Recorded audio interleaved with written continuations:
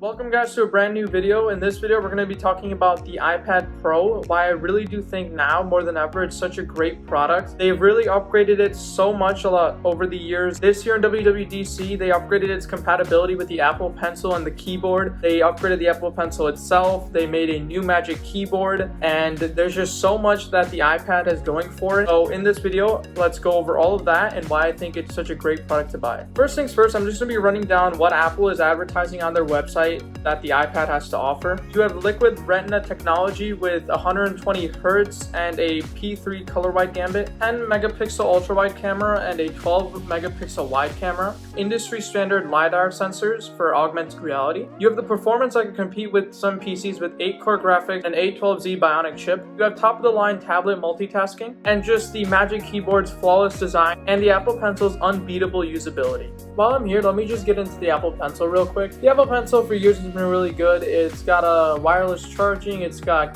like shortcuts that you can tap on the pencil if you're an artist or if you're taking notes. It's just overall a great experience. Something rather new is the Magic Keyboard that just came out a couple months ago. It now has a trackpad. It's more well built and it's more sturdy. It magnetically attaches the iPad. There's tons of reviews that you can find on the internet about it. But yes, this now is also a very good accessory with the iPad. The iPad for years has been such an industry standard type of thing for people with home use, for kids, just really all across the board, for artists, for note-taking, students, just so many different usability options with the iPad. The iPad has for years been so good, and there is no reason that it's ever fallen off. I think a lot of other tablets have fallen off, but the iPad has stayed on top. But over the years, they really refined and perfected it. A couple of months ago, they put a refresh on the cameras to make it more in line with the new iPhone cameras, and they also made the processing speed a lot quicker. Then in WWDC this year, a couple weeks ago, they made the compatibility with the Apple Pencil and the Magic Keyboard more fluid, which really is bringing the iPad more in line to what Apple is trying to get at. They're trying to make the iPad your computer. While we're on this topic, let's just go over, do I think that Apple could ever get the iPad to a point that it could replace a computer? Short answer is yes,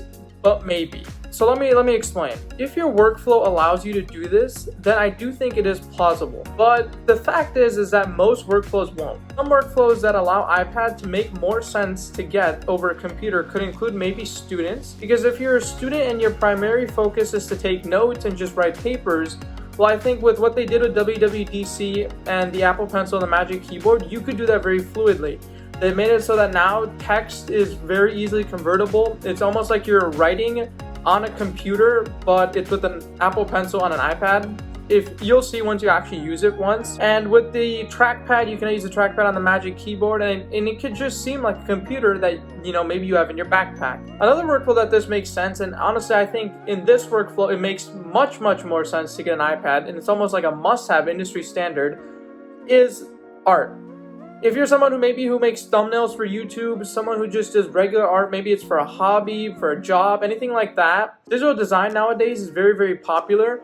And hands down, the Apple Pencil along with the iPad give you some of the best ways to use that canvas. And while I personally don't do a lot of art, I have seen a lot of people who will just get iPads just to do art, and it totally makes sense for them. If you're someone who's going to be getting an iPad, my recommendations are to just get the base model.